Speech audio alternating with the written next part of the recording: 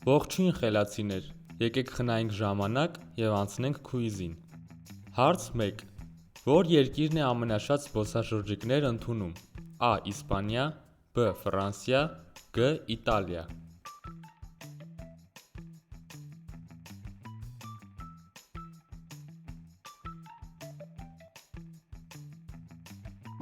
Ճիշտ պատասխանն է Ֆրանսիա։ Ֆրանսիան աշխարհի ամենաշատ այցելվող երկիրն է։ Ամեն տարի այն ընդունում է մոտ 100 միլիոն միջազգային զբոսաշրջիկ, ինչը նույնիսկ ավելի շատ է, քան երկրի բնակչությունը։ Ամենահայտնի տեսարժան վայրերից են Էյֆելյան աշտարակը, Լուվրի թանգարանը, որտեղ պահվում է Մոնա Լիզան, և հարյուրավոր պատմական ամրոցներն ու պալատները։ Հարց 2.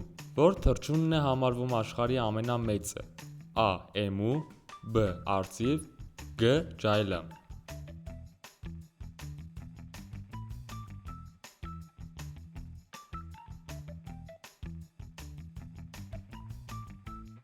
Ճիշտ պատասխանն է ջայլամ։ Ջայլամը աշխարհի ամենամեծ կենդանի թռչունն է։ Այն կարող է հասնել մոտ 2,7 մետր բարձրության և կշռել մինչև 150 կգ։ Չնայած չի կարող թռչել, ջայլամը ցամաքի ամենաարագ թռչունն է և կարող է վազել մինչև 70 կմ/ժ արագությամբ։ Հարց 3.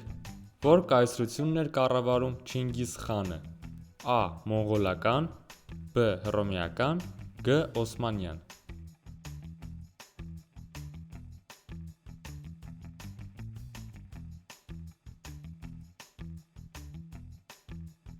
Ճիշտ պատասխանն է մոնղոլական կայսրություն։ Այն ձգվում էր Արևելյան Եվրոպայից մինչև Խաղաղ օվկիանոս։ Չինգիզ խանը խրախուսում էր մարդկանց առաջխաղացումը ըստ ունակությունների, ոչ թե ազնվական ծագման։ Տաղանդավոր զինվորներն ու հրամանատարները կարող էին բարձր պաշտոններ ստանալ, անկախ իրենց ծագումից։ Հարց 4.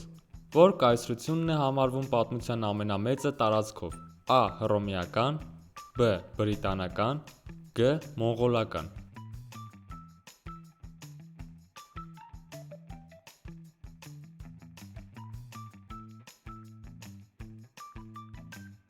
Ճիշտ պատասխանն է բրիտանական, ինչը ընդհանուր բան ունեն Կանադայի ձյունառատ անտառները, Ավստրալիայի ավազուտները, Հնդկաստանի թեյի պլանտացիաները և Աֆրիկայի ջունգլիները։ Ընդամենը 100 տարի առաջ սրանք բոլորը պատկանում էին մեկ կառավարչի՝ բրիտանական թագին։ Կայսրությունը զբաղեցնում էր ավելի քան 35,5 միլիոն քկմ տարածք։ Հարց 5.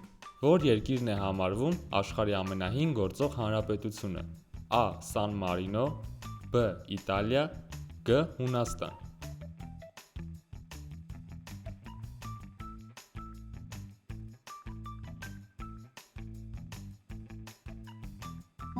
Ճիշտ պատասխանն է Սան Մարինո։ Սան Մարինոն անտառապատ ու լեռնային անկլավ է, բոլոր կողմերից շրջապատված Իտալիայով։ Հիմնադրվել է 301 թվականին քրիստոնյա Քարտաշ Սուրբ Մարինոսի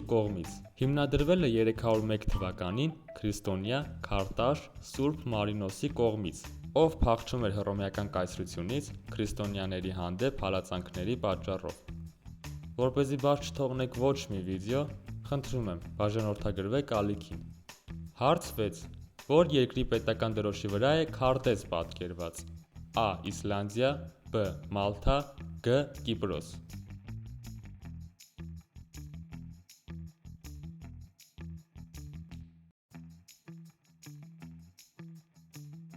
Ճիշտ պատասխանն է Կիպրոս։ 1960 թվականին, երբ Կիպրոսը ստացավ անկախություն Մեծ Բրիտանիայից, կղզում ապրում էին երկու հիմնական համայնքներ՝ հույներ և թուրքեր։ Նրանց միջև քաղաքական մեծ լարվածություն կար։ Երկրի նոր դրոշը որոշելու համար մրցույթ հայտարարվեց։ Կանոնները խիստ էին։ Դրոշը չէր կարող պարունակել կապույտ կամ կարմիր գույներ, քանի որ դրանք Հունաստանի և Թուրքիայի դրոշների գույներն են։ Խաչ կամ կիսալուսին, քրիստոնեական կամ իսլամական խորհրդանիշներ։ Հաղթեց մի դիզայն, որը առաջարկել էր հայ ազգի ուսուցիչ Իսմետ Ղովլաթյանը։ Նա որոշեց դրոշի կենտրոնում տեղադրել հենց կղզու քարտեզը, որպեսզի այն ներկայացնի ամբողջ հողն ու բոլոր բնակիչներին։ Հարց 7.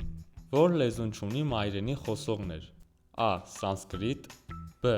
Էսպերանտո, G. Լատիներեն։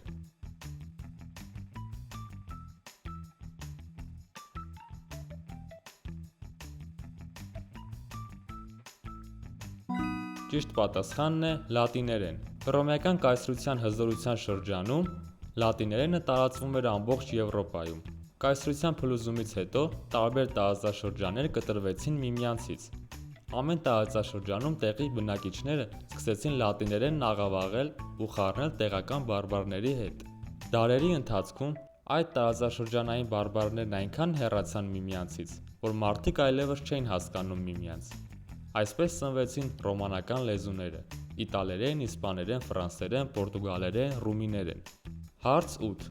Որ երկրի անունն է բառացի նշանակում առյուծի քաղաք։ A. Շրի Լանկա, B. Սինգապուր, G. Մալազիա։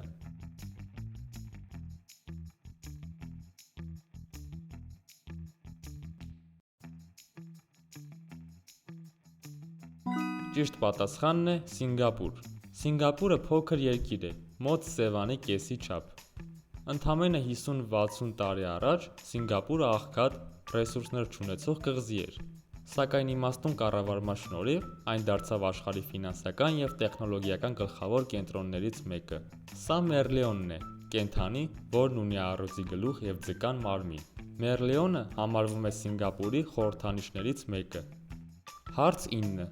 Ով է նկարել Ադամի արարումը հայտնի որմնանկարը։ A. Լեոնարդո դա Վինչի, B. Միքելանջելո, G.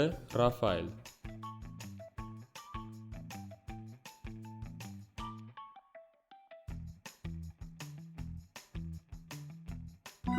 Ճիշտ պատասխանն է Միքելանջելո։ Ադամի ու Աստծո մատների միջև ընդամենը մի քանի սանտիմետր է, բայց որքան հաճախ է մարդն ինքնական պահում այդ հեռավորությունը։ Մենք ապրում ենք մի աշխարհում, որտեղ անվերջ վազում ենք նյութականի, հաջողության, ճանաչման ու ակնթարթային հաճույքների հետևից։ Հաճախ հպարտանում ենք մեր բանականությամբ, մեր ձեռքբերումներով, բայց մոռանում ենք, թե ով է մեզ տվել այդ ամենը արարելու շունչն ու լույսը։ Մենք հաճախ նմանվում ենք Ադամին, ով պասիվ պառկած է ձեռքը կիսատ մեկնած և սպասում է, որ Աստված ամեն ինչ կանի իր փոխարեն։ Մենք դժգոհում ենք դատարկությունից, տագնապներից ու անարդարությունից, բայց արդյոք փորձում ենք մեկնել մեր մատը դեպի նա, ով տալիս է իսկական հանգստությունն ու կյանքի իմաստը։ Աստված երբեք չի պարտադրում իրեն։ Նա արդեն արել է իր քայլը մեկնելով իր ձեռքը։ Ուրեմն, եկեք հպվենք Աստծուն մեր ամենօրյա մտքերով, գործերով ու սրտի աղոթքով, որովհետև միայն նրա հետ հպման մեջ է մարդը գտնում խաղաղություն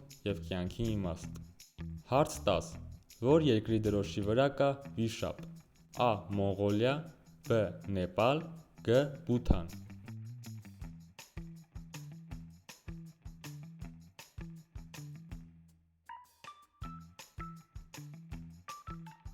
Ճիշտ պատասխանն է Բութան։ Տեղացիներն իրենց երկիրն անվանում են վիշապի երկիր։ Դա է պատճառը, որ նրանց դրոշի վրա պատկերված է սպիտակ վիշապը։ Բութանն աշխարհում եզակի երկիր է, որտեղ զարգացումը չեն չափում միայն փողով, համախառն ներքին արդյունաբերությամբ։ Նրանք պաշտոնապես չափում են համախառն ազգային երջանկությամբ, ուշադրություն դարձնելով մարդկանց հոգևոր վիճակին, շրջակա միջավայրին և մշակույթին։ Բութանն աշխարհում առաջին երկրներից է, որն ավելի շատ թթվածին է արտադրում, քան ածխաթթու գազ։ Օրենքով երկրի տարածքի առնվազն 60%-ը պետք է միշտ ծածկված լինի անտառներով։ Ինչ եք կարծում, Հայաստանում էլ այսպես պետք է լինի։ Գրեք կոմենտներում։ Հարց 11. Որ կայսրությունն է ստեղծել առաջին հայտնի փոստային համակարգերից մեկը։ A. Պարսկական, B. Հռոմեական, G. Եգիպտական։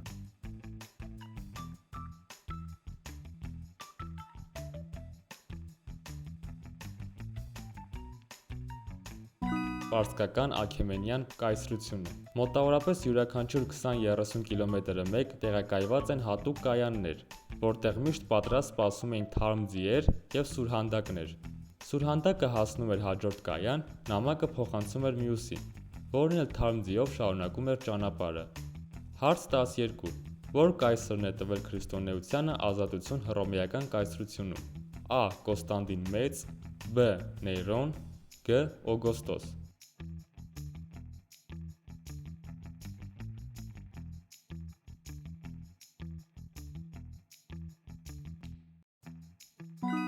Ըստ ավանդության 312 թվականին իր մրցակից Մաքսենտիոսի դեմ ճակատամարտից առաջ Կոստանդինն երկնքում տեսավ լուսավոր խաչ եւ գրություն.